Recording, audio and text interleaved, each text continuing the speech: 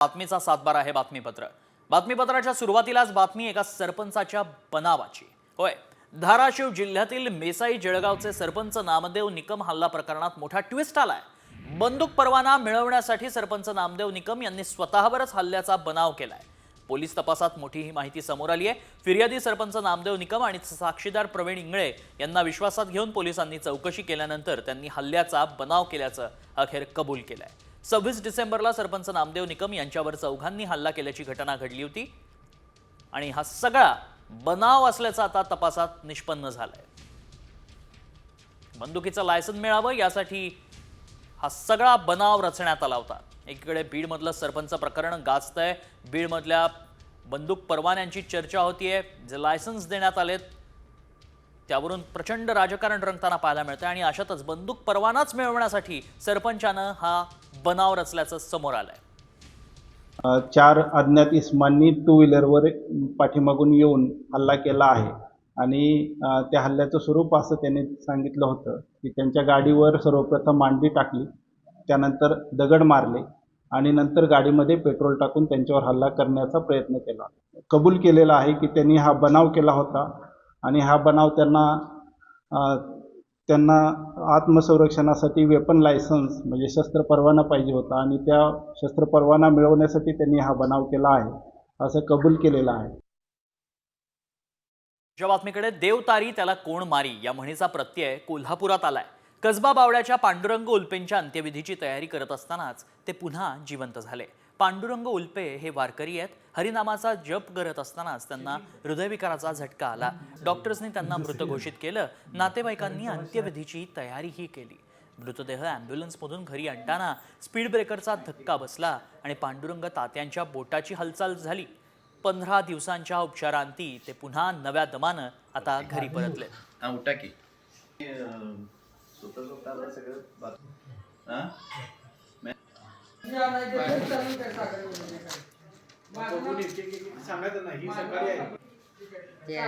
चहा प्यायल्यावर बसलो इथं आणि मग इथं बसल्यावर जरा घाम सुटल्यागत झाला। घाम म्हणजे सरसरीत घाम, भरपूर घाम आला। असं काय व्हायला लागलं म्हणून मी जरा वाऱ्याला जावं म्हणलो। वाऱ्याला जाऊन तिथं आमचं रूममध्ये हे होतं खुर्ची, तिथं बसलो। तिथं बसल्यावर डोळं एकदम झाकल्यासारखं झालं आणि तिथं जरा गरगरल्यागत झालं म्हणून बाथरूममध्ये गेलो। बाथरूममध्ये जरा उलटी केली तर जरा पातळ पाणी पडल्यागत पडलं आणि खुर्ची बसलं तिथं डोळंच माझं झाकलं। डोळ्यात काय म्हणजे कोण आलं, कोण गेलं, कुठं गेलं, मी कुठं आहे, काय आहे, काहीच माहीत नाही। आम्ही चव्हाण गल्लीच्या आसपास चौगली गल्लीच्या स्पीड ब्रेकरला ज्या वेळेला गाडीला धक्का लागला ॲम्ब्युलन्सला, त्यावेळेला त्यांची बोट हात हालायला लागला। बातमी मधमाशांच्या हल्ल्याची आहे। होय, लोणावळ्यामध्ये एकविरा देवीची गडावरील पालखी अचानक मधमाशांनी हल्ला केला आणि यामध्ये अनेक भाविक जखमी झाल्याचं दिसतंय। जखमींमध्ये लहान मुलांचा समावेश आहे। एकविरा गडावर फटाके फोडण्यास बंदी आहे, मात्र तरीही काही उल्लडबाज भाविकांनी फटाके फोडले होते। त्यामुळे बिथरलेल्या मधमाशांनी भाविकांवर हल्ला केला।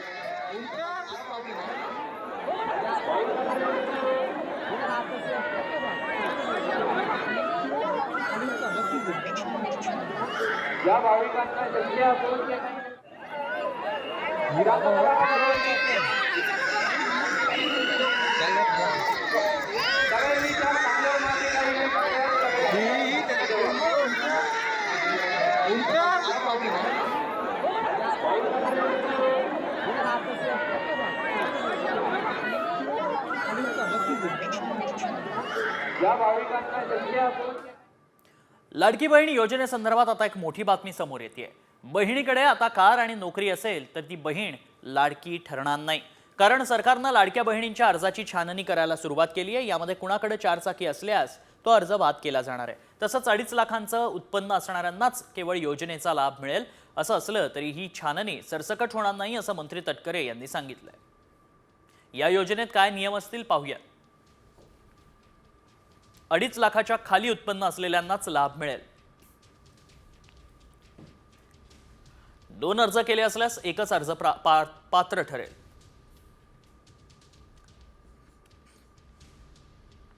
4 चाकी असेल अर्ज बाद होणार. ज्यांचे 4 चाकी वाहनं आहेत आणि तरीसुद्धा ते या ठिकाणी लाभ घेत आहेत, त्यांचा आपण ट्रान्सपोर्ट विभाग जो आहे, परिवहन विभाग जो आहे, त्यांच्या मदतीनं आपण तो एक डेटा त्या ठिकाणी क्रॉस व्हेरीफाय करत आहोत. ज्यांचं नावाचं मिसमॅच झालेलं आहे, म्हणजे आधार कार्डवर नाव वेगळं आणि स्पेलिंग आणि त्यांचं बँकचं खातं जे आहे त्याच्यावर त्यांची स्पेलिंग ही वेगळी आहे, ती एक क्रॉस व्हेरिफिकेशन आपण करत आहोत. आणि आम्ही केंद्र सरकारकडे किंवा आपल्या सेंट्रल गव्हर्नमेंटकडून आधारचं एक अप्रुव्हल आपल्याला लागतं KYCसाठी, तर ती एक आम्ही त्यांची परवानगी आल्यानंतर ती एक आम्ही सुरुवात करत आहोत. याच्यामध्ये कुठेही आपण जो शासन निर्णय मूळ काढला होता याच्या कुठलेही निकष किंवा त्याच्यामध्ये कुठलेही बदल आपण करत नाही आहोत. उशिरा का होईना बीड पोलिसांना जाग आली. मस्साजोगचे सरपंच संतोष देशमुख हत्या प्रकरणातील 3 आरोपींना पोलिसांकडून अखेर फरार घोषित करण्यात आलं. आरोपी सुदर्शन घुले, कृष्ण आंधळे, सुधीर सांगळे वॉन्टेड असल्याचं जाहीर केलंय. यातील मुख्य आरोपी सुदर्शन घुलेच्या शोधासाठी CIDची 7 पथकं विविध राज्यांसह देशभरात रवाना झाली आहेत. सुदर्शन घुले हा सराईत गुन्हेगार आहे आणि याआधीही तो फरार असताना नेपाळला गेला होता. सुदर्शन घुले पुन्हा नेपाळला गेल्याचा CIDला संशय आहे. घुले कोण आहे पाहूयात.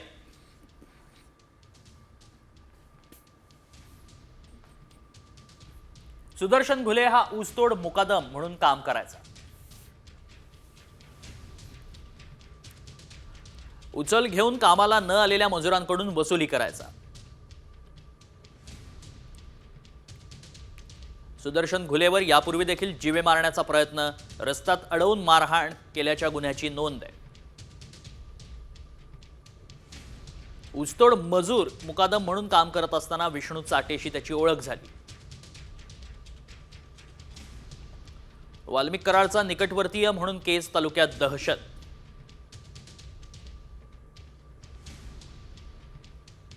संतोष देशमुखच्या निर्घृण खून प्रकरणातील मुख्य आरोपी.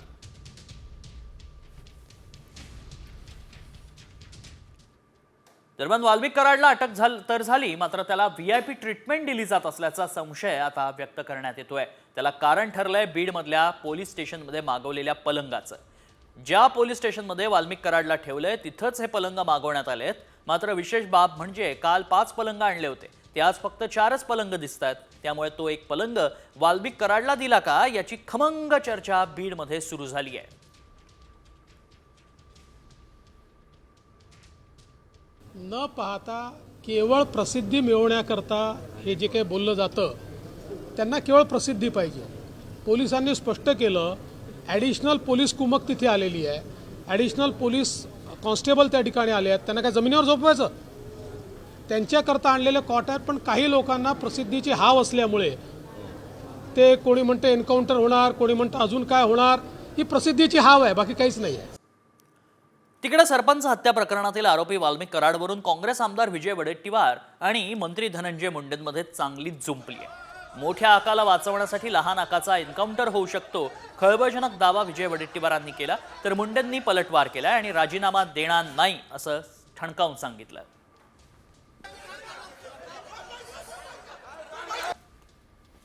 की मोठ्या आकाला वाचवण्यासाठी या लहान आकाचा एन्काउंटरही होऊ शकतो. म्हणून पोलिसांना विनंती आहे की मोठ्या आकांना वाचवण्यासाठी याचा एन्काउंटर करू नका बाबा. हा बिचारा म्हणणार नाही, पण त्या मोठ्या आकापर्यंत जाण्यासाठी जर याचा वापर आहे तर तो पुरावा नष्ट होण्याची शक्यतासुद्धा मला काल एका अत्यंत विश्वसनीय माहिती जवळच्या एका उच्चपदस्थ अधिकाऱ्यांनी दिली. मुद्दा असा आहे की मी राजीनामा द्यावा तर का द्यावा याचं काहीतरी कारण लागेल. या कुठल्याही प्रकरणामध्ये मी ना आरोपी आहे ना माझा या प्रकरणाशी कुठलाही अर्थार्थी संबंध आहे. आता या प्रकरणामध्ये आऊचा भाऊ करायचा आणि कुणाचा तरी राजीनामा मागायचा, अशा पद्धतीनं माझा राजीनामा काही जण मागतायत. त्यांचं मागण्याचं समाधान आहे, खूप आहे. पुढच्या बातमीकडे. अजितदादा परळीत आले होते, त्यावेळी त्यांच्या ताफ्यात जी गाडी होती त्याच ताफ्यातल्या गाडीतून आरोपी वाल्मिक कराड शरण आलाय असा दावा बीडचे खासदार बजरंग सोनावणे आणि आमदार सुरेश धस करतायत.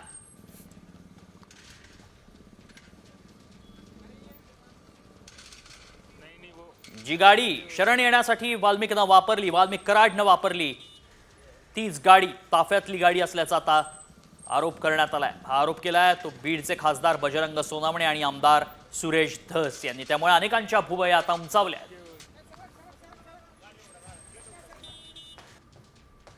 महाराष्ट्र राज्याचे उपमुख्यमंत्री आदरणीय अजितदादा पवारसाहेब ज्या दिवशी आमच्या संतोषांना देशमुख यांच्या कुटुंबाला भेट द्यायला सांतवून आले, आम्ही सकाळी तिथून भेट देऊन गेलो पवारसाहेबांनी.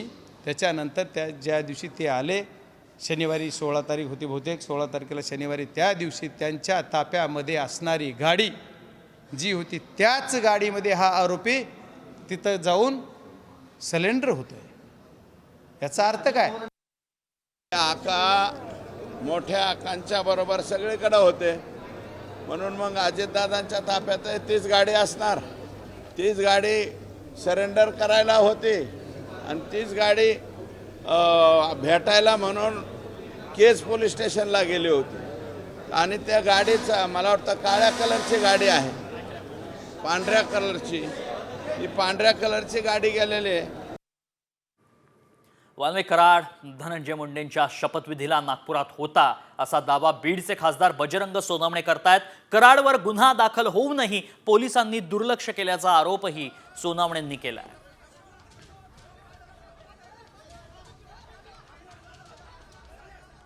मर्डरचा गुन्हा 9 तारखेला झाला, 10 तारखेला 11 तारखेला मी अमित भाई शहांची भेट घेतली आणि 11 तारखेला खंडणीचा गुन्हा झाला. तर खंडणीचा गुन्हा ज्या दिवशी झाला त्या दिवशी हा आरोपी परळीतच होता.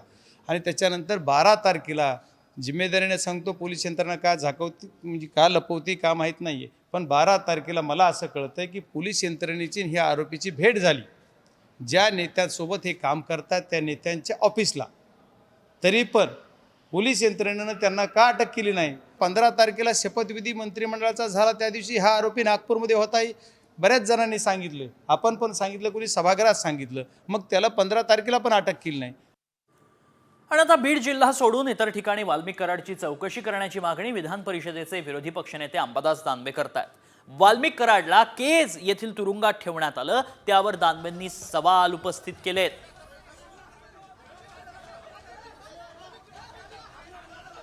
त्याचा एखादा वरिष्ठ अधिकारी याच्यामध्ये असला पाहिजे, एक स्वतंत्र टीम राज्याची त्याच्यामध्ये असली पाहिजे.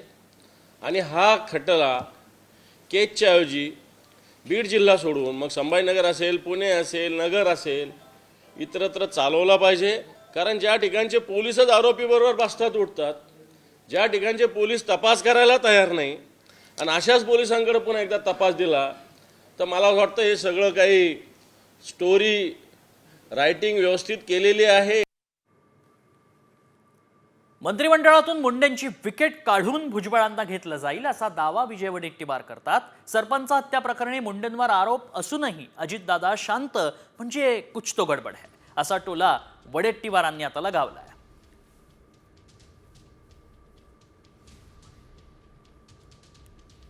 भुजबळ साहेब,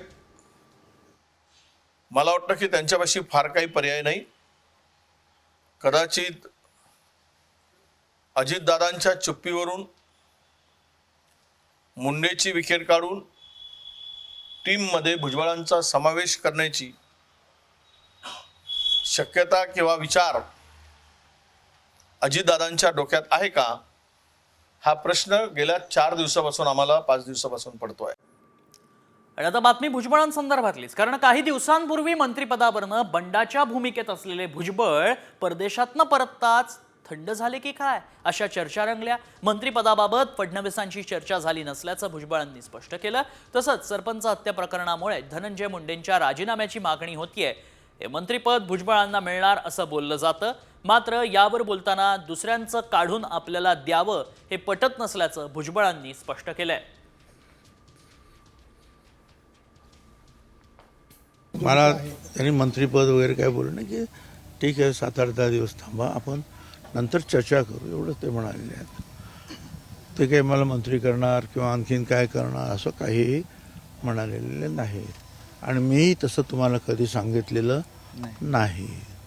हेही डोक्यातून काढून टाका की मला मंत्रिपद मिळालं नाही, मला ते मिळालं पाहिजे म्हणून कुणाला तरी काढा असं काही माझ्या मनात आहे, हे सुद्धा येणं अशक्य आहे. पुढच्या बातमीकडे. ठाकरे गटाचे नेते संजय राऊत यांना मारहाण झाल्याची बातमी सोशल मीडियावर वाऱ्यासारखी पसरली, व्हायरल झाली. याबाबत एक व्हिडिओ देखील सर्वत्र फिरताना दिसतो. उद्धव ठाकरेंच्या निवासस्थानी झालेल्या बैठकांमध्ये संजय राऊत आणि ठाकरे गटाच्या नेत्यांमध्ये वाद झाला. त्यानंतर राऊतांना मारहाण झाल्याचा दावा करण्यात आला होता. यावर पत्रकार परिषदेमध्ये संजय राऊत यांनी खुलासा करत RSSवर निशाणा साधलाय.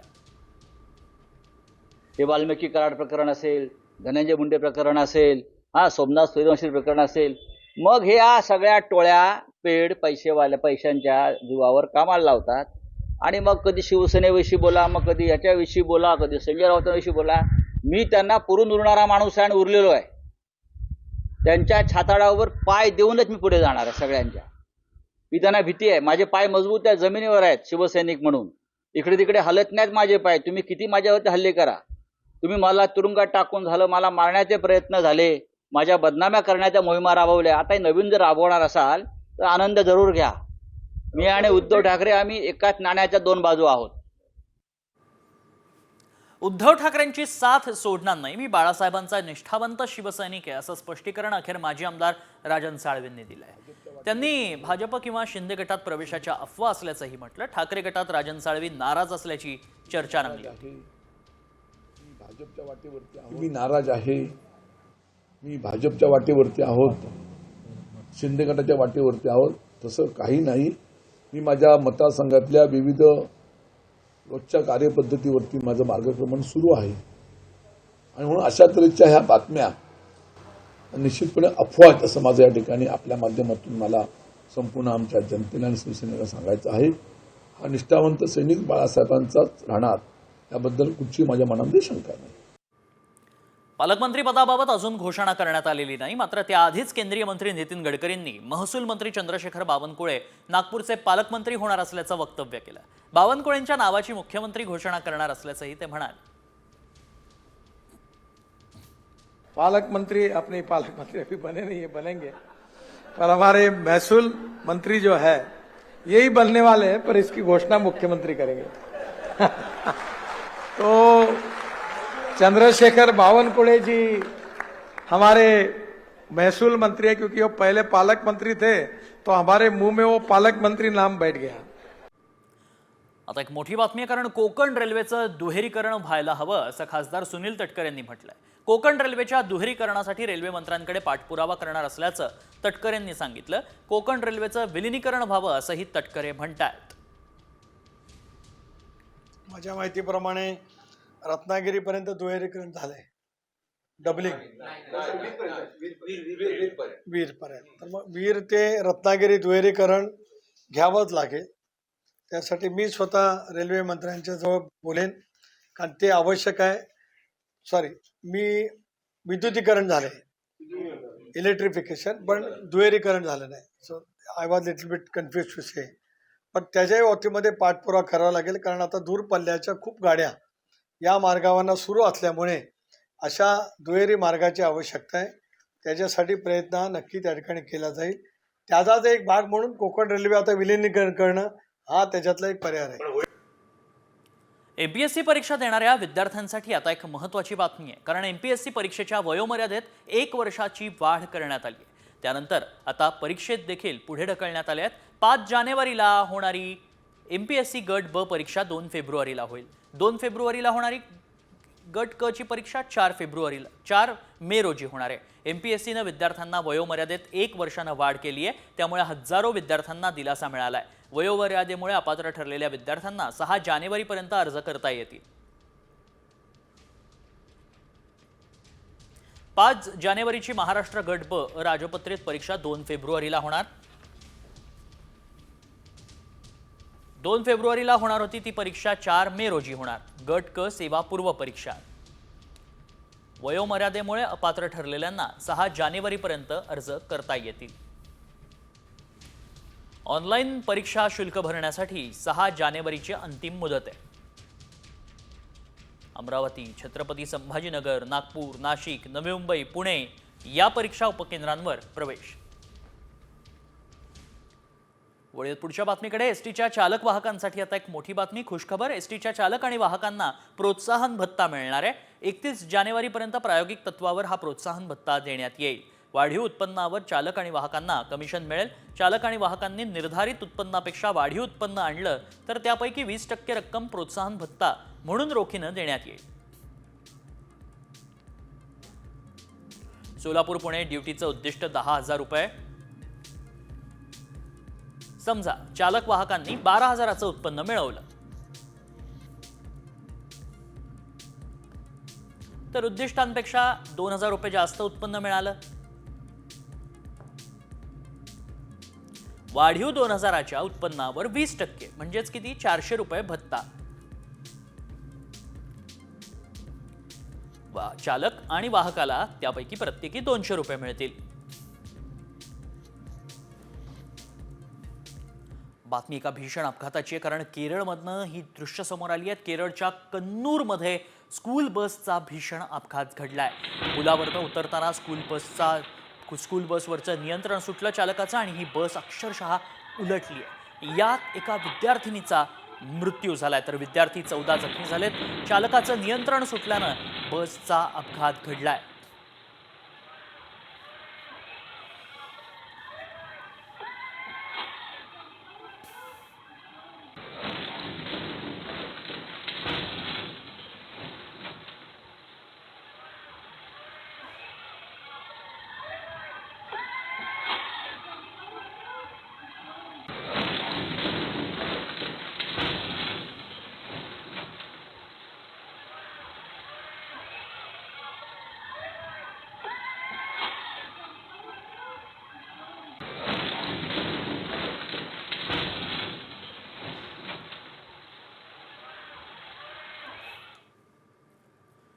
पुढची बातमी, अलिबागच्या किहिम समुद्र किनाऱ्यावर बैलगाडा शर्यतीचा थरार पाहायला मिळालाय.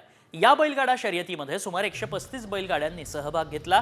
नवीन वर्षातील अलिबागमधील पहिलीच बैलगाडा शर्यत ठरली आहे. त्यामुळे पर्यटकांसह शौकीनांनीही शर्यत पाहण्यासाठी गर्दी केली.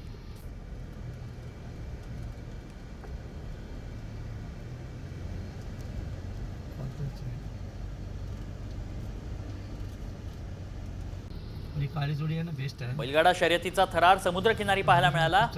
इतर वेळी भर मैदानात बैलगाडा शर्यत रंगताना पाहायला मिळते, मात्र आगळी वेगळी अलिबागमधली बैलगाडा शर्यत थेट समुद्रकिनारी रंगल्याचं पाहायला मिळालं आणि याचाच पर्यटकांनी देखील आनंद घेतला. नवीन वर्षाच्या सुरुवातीलाच ही बैलगाडा शर्यत पार पडली आहे. किहिमचा समुद्रकिनारा आणि त्यावर धावणाऱ्या या बैलगाड्या.